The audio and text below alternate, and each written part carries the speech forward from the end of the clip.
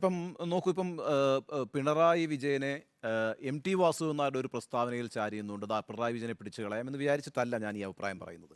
നോക്കൂ, നമ്മുടെ സമൂഹം വലിയ രീതിയിൽ പിണറായി വിജയനെ എം.ടി. വാസുദേവൻ നായരുടെ അഭിപ്രായത്തെ സ്വീകരിച്ചു.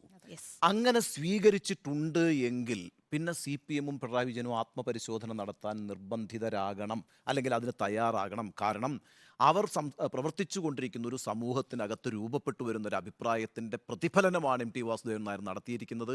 അത് ഏതാണ്ട് വലിയ തോതിൽ അതിനൊരു സ്വീകാര്യത ലഭിച്ചിട്ടുണ്ട് എങ്കിൽ എവിടെയോ എന്തോ പ്രശ്നമുണ്ടല്ലോ.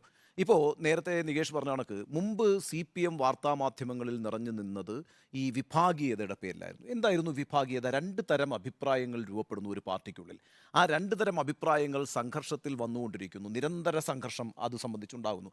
നല്ലതാണ് ഒരു ഒരു ഒരു ഉൾപാർട്ടി ചർച്ച നടക്കുന്നത്, പ്രത്യേകിച്ച് ആശയരംഗത്ത് അത്തരത്തിലുള്ള ചർച്ചകൾ നടക്കുന്നത്, സംവാദങ്ങൾ നടക്കുന്നത്, സംഭാഷണങ്ങൾ നടക്കുന്നത് നിശ്ചയമായും ആരോഗ്യകരമായ പ്രവണതയാണ്. എന്നാൽ അത് പരസ്പരം ഇല്ലാതാക്കാനുള്ള ശ്രമമായി മാറുന്നതോടുകൂടിയാണ് ഒരു വിഭാഗീയതയായിട്ട് പാർട്ടിക്ക് തന്നെ അത് ഉൾക്കൊള്ളാൻ കഴിയാത്ത രീതിയിൽ ആ സംഭവം മാറുന്നത്. അതിനെ പൂർണ്ണമായും തുടച്ചു നീക്കിയതായി സംസ്ഥാന സെക്രട്ടറി തന്നെ പ്രഖ്യാപിച്ചതിന് ശേഷം നമ്മൾ കേട്ടിട്ടുള്ളത് ഏകപക്ഷീയമായി തീരുമാനങ്ങൾ വരുന്നു. നോക്കൂ, ഇവിടെ branch, local committee, area committee, ജില്ലാ കമ്മിറ്റി, സംസ്ഥാന കമ്മിറ്റി എന്നൊരു ഒരു ശ്രേണിയുണ്ട് എങ്കിൽ പോലും CPM എപ്പോഴും പ്രവർത്തിക്കുന്നത് സംസ്ഥാന കമ്മിറ്റി ചില തീരുമാനങ്ങൾ എടുത്തത് ജില്ലാ കമ്മിറ്റിയിലേക്ക്, പിന്നെ ഏരിയ കമ്മിറ്റിയിലേക്ക്, ലോക്കൽ കമ്മിറ്റിയിലേക്ക്, ബ്രാഞ്ച് കമ്മിറ്റിയിലേക്ക്, താഴത്തേക്കാണ് ആ പ്രവർത്തനം എന്ന് പറയുന്നത്. പക്ഷേ അപ്പോഴും ഈ സംവിധാനം മുഴുവനുണ്ട്.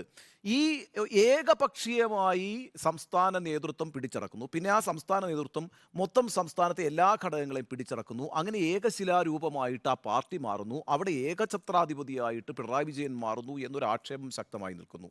അത് ഒരു വശത്ത്. രണ്ട്, അദ്ദേഹം അധികാരത്തിൽ വന്നതിന് ശേഷം എന്താണ് പിണറായി വിജയനെ കുറിച്ച് പറയുന്നത് അറിയാം? ഇരട്ടച്ചങ്കൻ എന്നാണ് പറയുന്നത്. എന്തിനാണ് ഒരാൾ ഇരട്ടച്ചങ്കനൊക്കെ ആണെന്ന്? ഒറ്റച്ചങ്കനായാൽ മതി.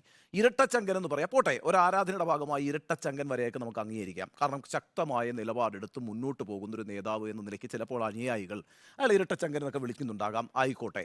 പക്ഷേ പിന്നീട് ഇങ്ങോട്ട് പിണറായി വിജയൻ എങ്ങനെയാണ് ഈ സംസ്ഥാനത്തെ മുഖ്യമന്ത്രി എന്ന നിലയിൽ ജനങ്ങൾക്ക് മുന്നിൽ പോസ്റ്റർ ചെയ്യുന്നത്?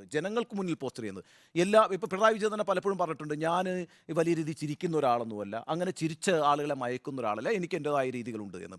നിങ്ങളുടെ ബോഡി ലാംഗ്വേജ് മാത്രമല്ല പ്രശ്നം, നിങ്ങളെങ്ങനെ സമൂഹത്തിൽ ഇടപെട്ടുകൊണ്ടിരിക്കുന്നു എന്നത് വളരെ പ്രധാനമാണ്.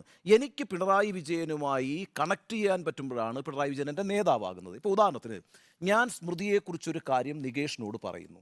അങ്ങനെ പറയുമ്പോൾ സ്മൃതിയെക്കുറിച്ച് ഞാൻ പറയുന്ന കാര്യങ്ങളുമായി നികേഷിന് പൊരുത്തപ്പെടണമെങ്കിൽ ഞാൻ പറയുന്ന കാര്യത്തിൽ എന്തോ ഒരു കാര്യമുണ്ട് എന്ന് തോന്നണമല്ലോ. അപ്പോൾ അതായത് കുറഞ്ഞ പക്ഷേ ഒരു 50% നിങ്ങൾക്ക് എന്നോട് യോജിക്കാൻ കഴിയുമ്പോൾ മാത്രമാണ് ഞാൻ പറയുന്ന ഒരു കാര്യമായിട്ട് നിങ്ങൾ കണക്ട് ചെയ്യുക. ഇവിടെ ഇപ്പോൾ വളരെ എളുപ്പത്തിൽ MT പറഞ്ഞൊരു കാര്യവുമായിട്ട് ജനങ്ങൾ കണക്ട് ചെയ്തു. ഞാൻ പറയുന്നത് ഒരു ഹിതപരിശോധന നടത്തി ഞാനിപ്പം ജനങ്ങൾ മുഴുവൻ കേരളത്തിലെ ഈ MTയുമായി കണക്ട് ചെയ്യുന്നുള്ള അർത്ഥത്തിലല്ല പറയുന്നത്. നോക്കൂ, ഇന്നത്തെ മാധ്യമങ്ങൾ മുഴുവൻ എടുത്തു നോക്കൂ, പത്രമാധ്യമങ്ങൾ മുഴുവൻ എടുത്തു നോക്കൂ. MTയുടെ ഒരു പ്രസ്താവന, MT ഒരു രാഷ്ട്രീയ അങ്ങനെ നവമാധ്യമങ്ങളിലും ഒക്കെ. അപ്പം MTയുടെ ഒരു പ്രസ്താവന വലിയ രീതിയിൽ മാധ്യമങ്ങൾ വലിയ ഹെഡ്ലൈൻ ആക്കിക്കൊണ്ട് എല്ലാ പത്രങ്ങളും എന്നിട്ട് പൂർണ്ണരൂപം പ്രസിദ്ധീകരിക്കുന്നു. എന്താണപ്പോൾ ഈ കേരളത്തിൻ്റെ മനസ്സിൽ നീറിക്കൊണ്ടിരിക്കുന്നത്? ആ നീറിക്കൊണ്ടിരിക്കുന്ന ഒരു വികാരത്തെ MT പ്രകടിപ്പിച്ചു എന്നുള്ളതാണ്. അങ്ങനെ MT അത് പ്രകടിപ്പിച്ചപ്പോൾ അത് വലിയ ചർച്ചയായി. ആ ചർച്ചയോട് മുഖം തിരിഞ്ഞ് നിൽക്കരുത്, നിങ്ങൾ പരിശോധിക്കാൻ തയ്യാറാണ്. കമ്മ്യൂണിസ്റ്റ് പ്രസ്ഥാനത്തിൻ്റെ ഒരു കാര്യം എപ്പോഴും അവർ പറയുന്നൊരു കാര്യമുണ്ടല്ലോ, വിമർശനവും സ്വയം വിമർശനവും എന്നുള്ളതാണല്ലോ കമ്മ്യൂണിസ്റ്റ് പദ്ധതി എന്ന്. അല്ല, അതാണ് ഉണ്ണി.